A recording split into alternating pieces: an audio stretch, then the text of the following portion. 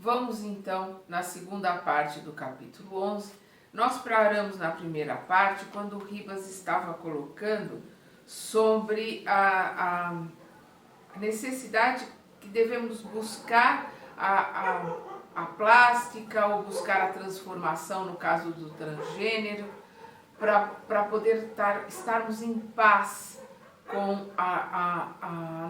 o nosso estado psicológico e o nosso corpo aqui no reencarno. Então ele coloca aqui: além disso, não nos será lícito esquecer os serviços multiformes da plástica cirúrgica, que consegue efetuar prodígios no envoltório carnal das pessoas, quando essas pessoas mereçam as melhoras com que a ciência terrestre lhes acena, generosa e otimista. Quando as pessoas merecem, porque quando elas não têm merecimento, essas cirurgias podem dar tudo errado, essas cirurgias podem acarretar mais problemas do que soluções, né, e ser mais uma fonte de encargos ou de dor. Para tudo, para que haja um bom resultado, tem que haver o merecimento daquele espírito que vai buscar ajuda, que vai buscar modificação. Fantini se mostrava agradavelmente surpreendido pela destreza mental com que o instrutor sabia colocar-lhe os esclarecimentos precisos na cabeça faminta de luz. Olha que interessante essa colocação. Ele se mostrava agradavelmente surpreendido pela destreza mental, pela facilidade, pelo amor, pelo carinho, pela tranquilidade que o Ribas estava ali, colocando os esclarecimentos para ele que estava faminto, buscando esclarecimento, buscando luz, buscando entender todas as coisas. Eu vou repetir. Fantini se mostrava agradavelmente surpreendido pela destreza mental com que o instrutor sabia colocar-lhe os esclarecimentos precisos na cabeça faminta de luz. Caro amigo, tornou ele a inquirição, embora o assunto de que vou tratar já tenha sido objeto de consideração na palestra que mantive com o irmão Cláudio, estimaria recolher-lhe os avisos no mesmo tema. Acontece que ouvi falar de mortos e de mortos cultos, que atravessaram anos e anos atormentados em zonas inferiores, antes de reconquistarem lucidez e tranquilidade.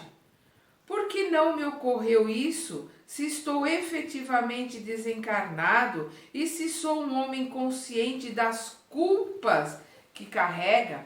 Olha que interessante a colocação dele aqui, porque ele coloca aqui que ele teve conhecimento de homens cultos. Então ele acha que a cultura já dá o passe para a elevação. Vamos lembrar que cultura e sabedoria não tem nada a ver. Você pode encontrar um homem extremamente culto, um PhD, dando aula em Harvard, que não tenha sabedoria da vida. Ele pode ter cultura e conhecimento dentro daquilo que ele estudou, dentro da matéria dele. Sabedoria, um analfabeto agricultor que não sabe escrever o nome, ele pode ter sabedoria da vida, trazer consigo grandes conhecimentos, grandes ensinamentos para todos aqueles que estão à sua volta, porque ele traz nele a sabedoria de quem aprendeu com a vida e com as vidas que já teve.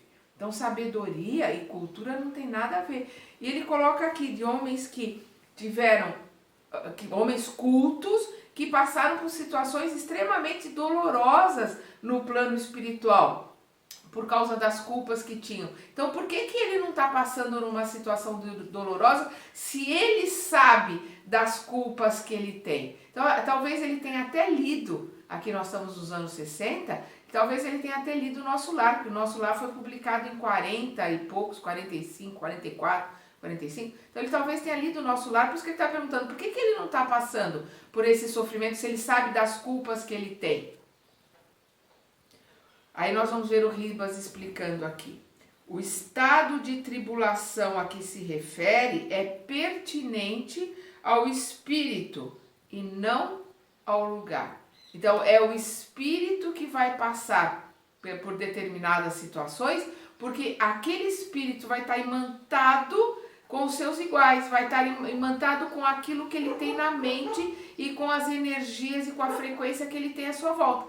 O Fantini, apesar das culpas, ele foi imantado ali num lugar de socorro, num lugar de ajuda, porque ele tem esse merecimento, né? Infelizmente, o André Luiz foi imantado num umbral grosso, num umbral tão difícil, porque ele conscientemente agrediu o corpo, porque ele era médico, ele sabia o que ele estava fazendo, né? Ele, com os pensamentos e com os sentimentos dele, ele teve uma vida desregrada, por isso o câncer, por isso a sífilis, né? Então ele foi imantado, né, nesse imã, com os iguais e com as energias que ele cultivou ali enquanto ele estava vivo, né? Vou repetir aqui. O estado de tribulação a que se refere é pertinente ao espírito e não ao lugar. Muitos de nós, os desencarnados, suportamos tempos difíceis em paisagens determinadas que nos refletem as próprias perturbações íntimas.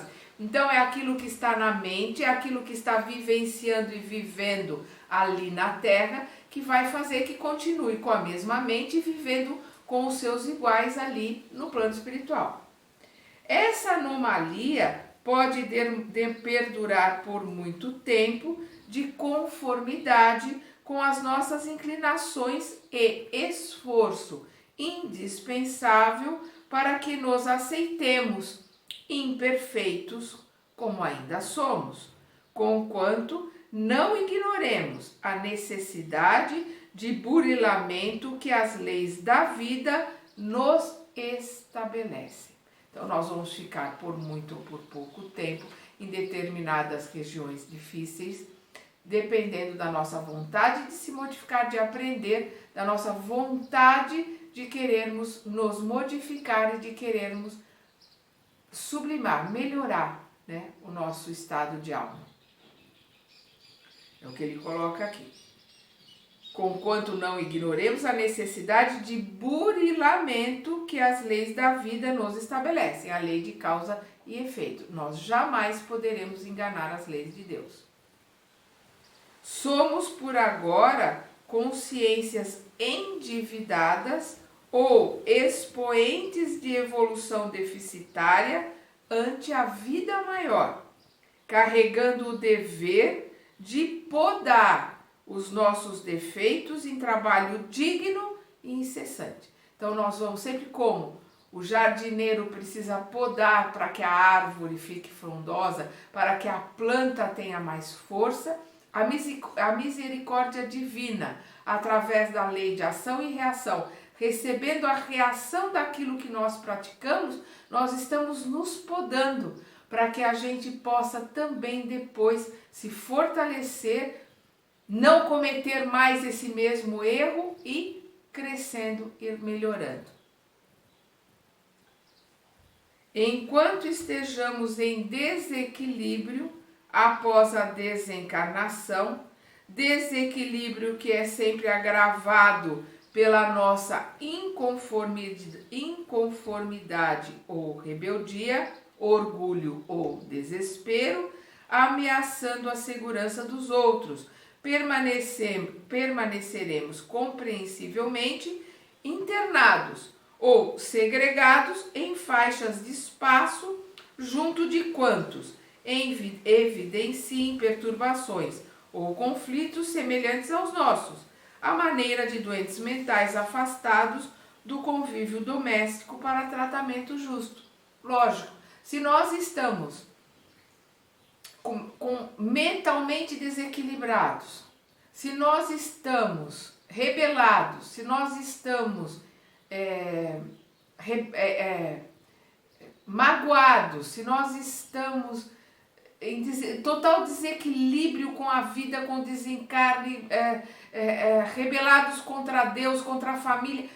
Nós estamos num estado de desequilíbrio tal que temos que ficar segregados, né, num lugar com os iguais, com aqueles que estão como estamos, rebelados, revoltados, gritando, berrando, porque senão nós vamos perturbar a paz e a tranquilidade daqueles que estão em paz, em tranquilidade. Se tem uma coisa que Deus é justo, então vamos ficar com aqueles que estão naquele mesmo estado de espírito em que estamos, para que não lhes perturbemos a paz, não lhes perturbemos a tranquilidade. Vamos lembrar uma passagem do livro Voltei, que o irmão Jacó está indo para o plano espiritual com o Bezerra de Menezes, né? E eles estão ali num grupo. E o Bezerra de Menezes coloca, olha, vocês têm que ficar em oração, vocês têm que ficar com a mente, né, nos melhores pensamentos, porque nós vamos passar por uma zona difícil.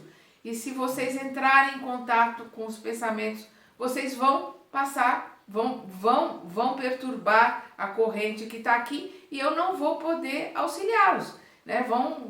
Vocês vão perturbar a corrente. Para não perturbar esse grupo, vocês serão atraídos para lugares que não são tão nobres, vão ficar lá algumas horas até se recobrarem, mas para não perturbar o grupo eu não vou poder fazer nada por vocês, porque se vocês entrarem em sintonia com esses espíritos que estão ali, digamos, gritando ou xingando, ou fazendo impropérios porque estão em lugares mais baixos, estão passando por uma zona tenebrosa, vocês vão desequilibrar esse grupo que nós estamos aqui caminhando. Então, o que o Bezerra aconselha? Cantem. Aí o grupo todo começa a cantar em louvor, uma música como se fosse uma oração, e aí o grupo se ilumina por causa da vibração da frequência da música, que vai modificando a frequência de dentro deles, e aí o irmão Jacó descreve que é feita uma ponte de luz. Eles vão passando por uma ponte de luz por cima dessa região, né, densa ali, umbralina, e eles vão atravessando, e atrás deles essa ponte vai sumindo, né? Vai desanuviando para que aqueles irmãos aqueles que não têm luz não possam atravessar por ela. Olha que colocação, que é o que ele está colocando aqui.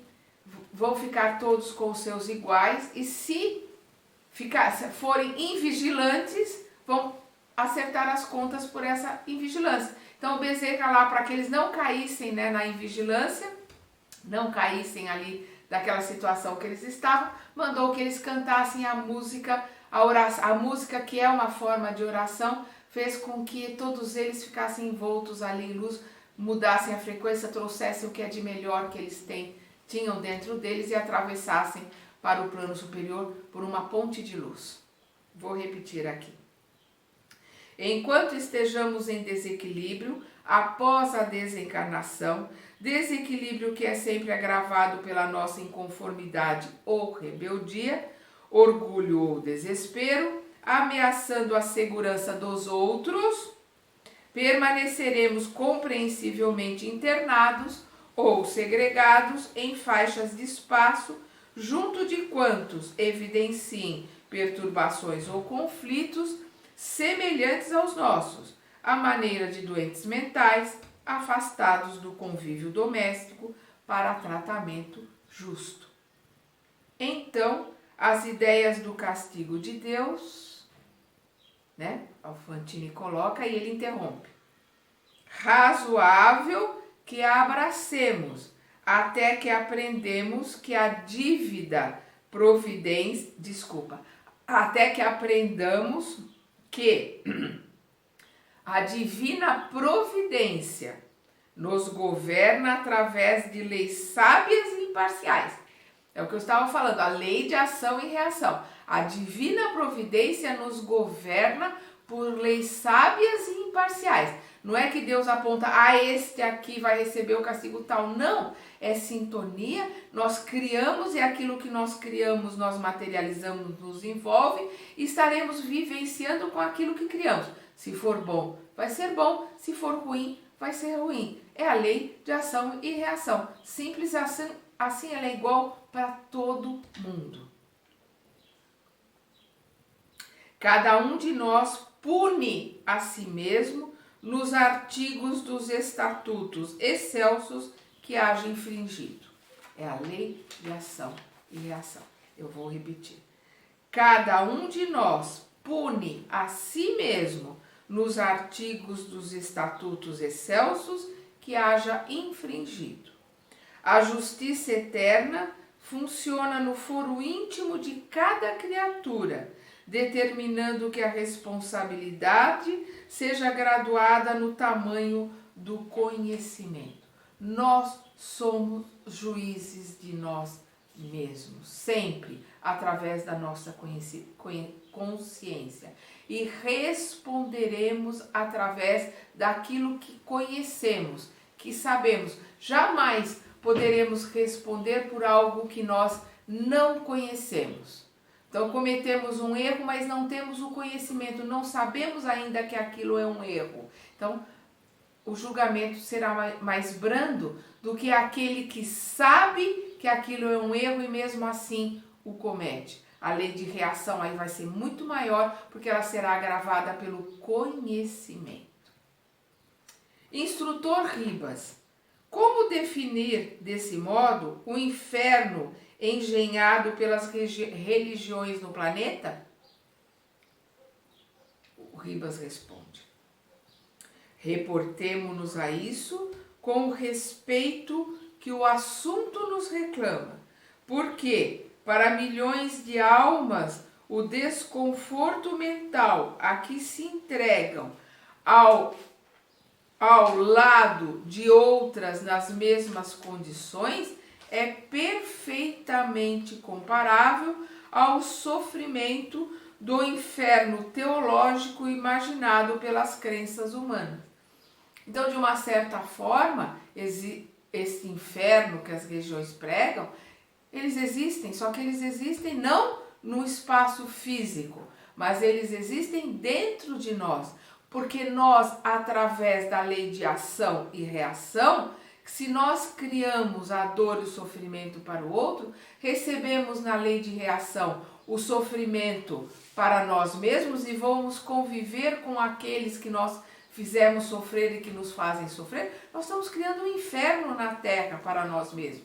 E um inferno no plano espiritual, quando desencarnarmos, somos nós que criamos dentro de nós ou o inferno ou o céu no qual nós viveremos. Ele continua: a rigor, porém, os atentos à realidade de que Deus jamais nos abandona, o inferno deve ser interpretado na categoria de hospício, onde amargamos as consequências de faltas, no fundo, cometidas contra nós mesmos. Fácil perceber que a área de espaço em que nos demoremos nessa desoladora situação vem a retratar os quadros mentais infelizes que criamos e projetamos ao redor de nós. Nós somos deuses, nós somos co-criadores e criaremos à nossa volta os quadros mentais que criamos através dos nossos sentimentos, desejos, pensamentos, raiva. No momento que eu desejo algo muito ruim para o outro, eu estou criando o quadro mental para mim mesmo e eu vou conviver com aquilo que eu desejei para o outro. Vamos lembrar que se eu mando um dardo envenenado para alguém, eu tenho que montar em mim o caldeirão do veneno para poder envenenar aquele dardo. Aquele dardo vai atingir o outro ou não, conforme o estágio, o grau de elevação que ele tem, mas o veneno que eu formei para poder envenenar o dardo para mandar para ele, esse vai ficar comigo, eu vou conviver com o caldeirão de veneno, até que eu consiga limpar tudo de dentro de mim. Então, vou repetir. Fácil perceber que a área de espaço em que nos demoremos nessa desoladora situação vem a retratar os quadros mentais infelizes que criamos e projetamos ao redor de nós. Ouso aprofundar-me em tantas inquirições por achar-me convencido de que positivamente não mereço a generosidade com que me acolhe. Olha o Fantini ali reconhecendo os seus erros, os males cometidos, quando ele diz: estou colocando isso porque eu sei que não mereço o acolhimento que eu estou tendo aqui. E ele continua: tenho desfrutado aqui uma tranquilidade que não esperava, porquanto transporto comigo doloroso problema de consciência. Uma das funções de nosso instituto é precisamente apoiar os irmãos desencarnados que surgem aqui, sem qualquer prejuízo na própria integridade moral, mas carregando consigo complexos de culpa, suscetíveis de arrojá-los em alterações de maior vulto. Olha que interessante que o Ribas coloca. Uma das funções, quer dizer, tem várias funções o Instituto.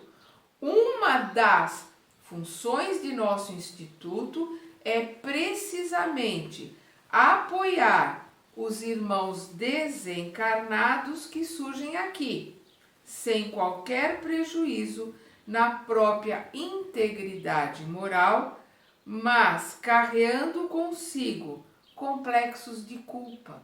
Então, das funções é ajudar aqueles com os sentimentos de culpa, com os complexos de culpa, suscetíveis de arrojá-los em alterações de maior vulto.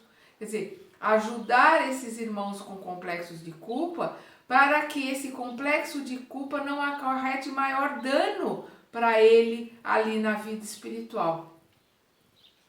O socorro de nossa casa faz-se tanto mais eficaz quanto mais força de fé patenteie a criatura na possibilidade de superação das fraquezas que nos são peculiares. Então, eles conseguem um resultado melhor quanto maior for a fé daquele que tem ali o sentimento de culpa, mas sabe que é perfectível, sabe que Deus é misericordioso, sabe que ele pode se melhorar e pode se aperfeiçoar. Vou repetir. O socorro de nossa casa faz-se tanto mais eficaz, quanto mais força de fé patenteie a criatura na possibilidade de superação das fraquezas que nos são peculiares. A sua estrutura psicológica imunizou-o contra os delírios de muita gente boa e digna que às vezes se obriga muito tempo nas aflições purgativas dos grandes manicômios a que nos referimos, sanando os desequilíbrios a que se despenham, em muitos casos por haverem dado orientação falsa ao amor de que se nutriam. Então, o estado psicológico dele, as convicções, aquilo que ele fez, aquilo que realizou, facilitou a ida dele no plano espiritual para que ele possa ser socorrido naquele sentimento do culpa. Porque o que ele coloca aqui? Das pessoas que precisam ir para o manicômio, precisam ir para situações, porque elas mentalizam, elas plasmam para elas, através da mente, vultos horríveis, porque elas têm ideias pré-concebidas, por exemplo, na Igreja Católica, de que ficarão no inferno, que serão perfuradas pelo tridente do antagonista de Deus, que passarão por isso, passarão por aquilo. Essas mentes criam essas ideias e convivem com elas e vão continuar convivendo no plano espiritual. Ele, como tinha, por ser ateu, ideias mais dentro da ciência, dentro da razão, ele não foi afetado com essas... A culpa dele não foi afetada, não, eu vou passar pelo processo de fogo, pelo processo disso, vai vir um monstro de 7 cabeças que vai me perturbar, né, no plano espiritual. Ele não tinha nada dessas mentalizações criadas por ele. Vamos lembrar no livro dos médiuns, se eu não me engano, na questão 161 do livro dos médiuns, no capítulo 14, quando ele está falando de mediunidade, lá o Kardec, os espíritos estão lá colocando aqueles que sofrem por causa de ideias que são colocadas na infância de bicho-papão, de monstros, e aqueles espíritos criam esses monstros, idealizam esses monstros, passam a conviver com ele, acabam indo para manicômios, acabam indo sendo tratados como loucos, né? Espíritos encarnados são tratados como loucos porque convivem com essas imagens, com esses espíritos que criam, com essas mentalizações que criam vida, porque nós somos deuses, somos co-criadores. Então é isso que ele está colocando aqui. Quer dizer, ele não passou por esses problemas porque ele não criou na mente dele, ele não deu vida a essas ideias que as igrejas, as religiões preconizam. Ele não materializou, não plasmou essas imagens para ele, então ele não vivenciou isso, esses sofrimentos no plano espiritual. Ele estava mais dentro de buscar o conhecimento, dentro da razão, dentro da ciência. Vamos lembrar Kardec que quando a ciência colocar alguma coisa diferente do que o espiritismo coloca, fiquemos com a ciência. Então eles continuam aqui. Aí ele fala aqui, né, da orientação falsa ao amor de que se nutriam. Nós nos nutrimos com amor daqueles que estão à nossa volta, nós nos nutrimos com o amor daqueles que nos ensinam, inclusive daqueles que nos ensinam religiosidade. Por isso essa perturbação toda no desencarne, levando todas essas ideias para o plano espiritual. Entregou-se Ribas a ligeira pausa, sorriu e alegou. Ainda assim, apesar do seu índice admirável de resistência, o irmão não está seguro contra os resultados de seus próprios atos e deve aprestar-se a fim de ser defrontados por eles. Esclareça-me, por favor. Aí Fantini coloca, me esclarece, quer dizer, você não está livre, né, de passar por uma situação mais difícil. Queremos dizer que você necessita revestir-se de calma para comparecer diante daqueles que deixou no mundo, de modo a compreender-se e compreendê-los. Quer dizer, você precisa buscar calma, buscar se tranquilizar. Na esfera física, muitas vezes, ouvimos a afirmativa de que é preciso coragem para ver os mortos e ouvi-los. A situação aqui não é diferente em relação aos chamados vivos, quer dizer, precisa coragem, precisa ter calma, precisa de ajuda psicológica para poder depois enfrentar, né, os vivos, né, aqueles que deixamos na Terra. A situação aqui não é diferente em relação aos chamados vivos. De maneira geral, todos nós, imediatamente depois da desencarnação, somos levados a cursos preparatórios de entendimento para ganhar o ânimo indispensável, a fim de rever os vivos e escutá-los de novo, sem danos para eles e para nós. Que precisa de um curso preparatório para poder vir conviver, ouvir os vivos, sem danos para os vivos e para o desencarnado. Os olhos de Ernesto fizeram-se esbugalhados nas órbitas ao assinalar aquelas advertências. Lágrimas grossas deslizaram-se na face, enquanto que, como se sofresse a pressão de molas invisíveis, constrangendo-o a lançar para fora de si as ideias de culpa que remoía nos recessos da alma, ajoelhou-se à frente do benfeitor, qual criança atemorizada, e gritou: Instrutor, segundo creio, meu delito é um só. Entretanto, é suficiente para criar muitos infernos em meu espírito. Matei um amigo há mais de 20 anos e nunca mais tive paz. Sabia-o no encalço de minha esposa, com intenções menos dignas a espreitar-lhe os passos e atitudes. Via-o sondar minha casa em minha ausência.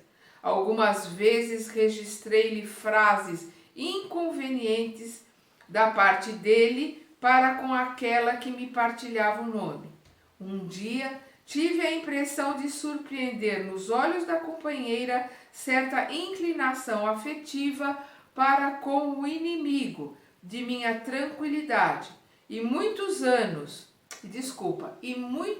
antes que minhas suposições se confirmassem, aproveitei o momento que me figurou oportuno e alvejei-o durante uma caçada a codornas. Atirei para acertar e, satisfeito o meu intento, ocultei-me na folhagem até que o outro companheiro, pois éramos 3 homens no entretenimento, deu alarme ao esbarrar com o cadáver. A vítima, porém, caíra ao solo em condições tais que a versão de um acidente senhoreou a convicção de todos os circunstantes. Aterrado perante meu crime, qual me achava, aceitei aliviado a falsa interpretação. Jamais, no entanto, recuperei o sossego íntimo. Ele, o homem que eliminei, era casado tanto quanto eu, e não mais tive coragem de procurar-lhe a família, que para logo abandonou a região do terrível acontecido, sequiosa de esquecimento. Esse esquecimento, contudo, não veio para mim.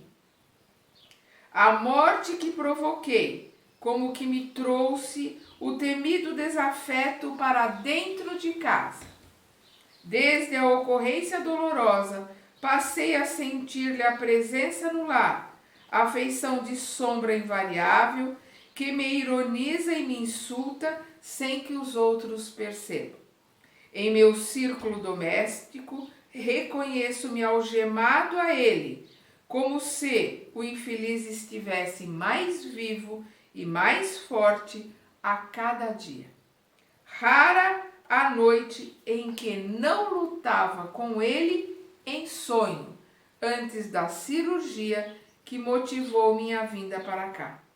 Então acordava como se houvéssemos travado um duelo mortal, para continuar a vê-lo com os olhos da imaginação, compartilhando-me a vida cotidiana. Ó instrutor Ribas, diga-me por Deus se há remédio para mim. Esperava encontrar depois da morte um lugar de punição, onde as potências infernais cobrassem de mim a falta que ocultei da justiça da terra. Entretanto, estou usufruindo uma proteção exterior que me agrava o tormento íntimo. Então, ali a consciência dele cobrando que ele estava tendo uma ajuda e um auxílio que ele não merecia, porque ele matou um amigo.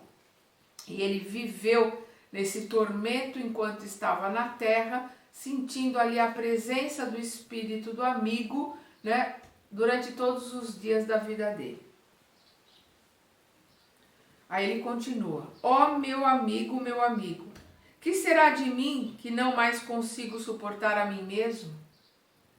Assim dizendo, Fantine abraçou seu mentor, soluçando, qual menino desamparado, suplicando refúgio. O instrutor acolheu no regaço paternal e consolou-o. Asserena-te, meu filho, somos espíritos eternos e Deus nosso Pai não nos deixará sem arrimo. Os olhos de Ribas mostraram lágrimas que não chegaram a cair. Dir-se-ia que ele, o competente orientador, conhecia por si semelhante martírio da consciência, porque longe de repreender, afagou-lhe a cabeça fatigada, que se lhe abrigara sobre os joelhos e rematou simplesmente: a justiça de Deus não vem sem apoio na misericórdia. Confiemos. E sem maior delonga, o amigo espiritual ergueu-se, sensibilizado, apagou o espelho de serviço e encerrou a sessão. Então nós vemos aqui o André Luiz descrever que os olhos do Ribas se encheu de lágrimas e ele sentiu como que se o Ribas soubesse o que o Fantini estava passando. Então ele estava ali atendendo, né, fazendo um atendimento fraterno ao Fantini, mas como pelo jeito ele já passou pela mesma situação, ele ali com os olhos embargados de lágrima, ele abraçou o Fantini e colocou que Deus nunca deixa de dar arrimo, de ter a sua misericórdia, de ajudar todos aqueles que sofrem e principalmente, como no caso do Fantini, aqueles que estão arrependidos dos erros que cometeram. Vamos continuar estudando e aprendendo no próximo capítulo.